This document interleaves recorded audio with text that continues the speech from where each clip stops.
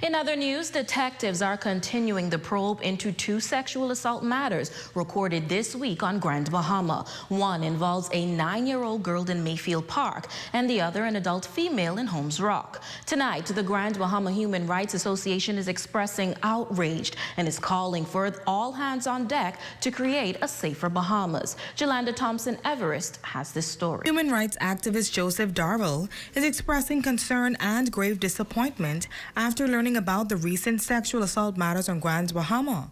A 23-year-old and a 9-year-old girl were sexually assaulted in two separate incidents. Darrell says some women are being given second-class treatment, and it can be likened to cheap chattel on the plantation as it was in the early years. He is calling for greater respect for females. We have always relegated them to the second-class status within the community.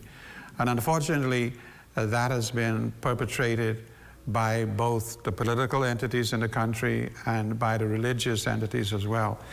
For some reason or the other, we have come to accept for a long time that women are less equal than men, and therefore they can be used and abused at the will of anyone. And where this has probably been perpetrated upon women in the past, in recent years, it has also come way, way down to even infants or young children who are female. The activist is adamant that if men are renegating women to such a low point, they have not realized the true value of a woman.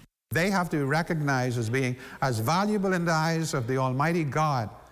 It is actually blasphemous even to relegate any inequality to any human being.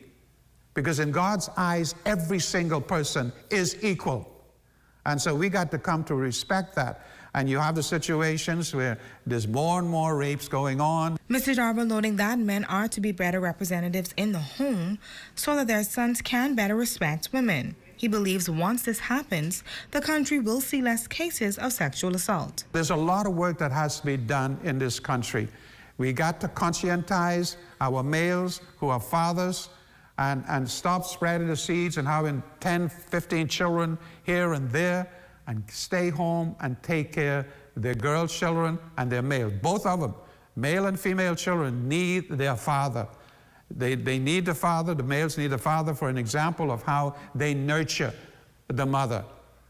And then the girls need the father for her to find out from him what it is to give love unconditionally and to raise them to be loving beings. And so we have a tremendous amount of work to do. Darrell notes that he believes women should begin carrying mace spray and to be more careful while being in the company of men. He says no woman should have to deal with physical assault.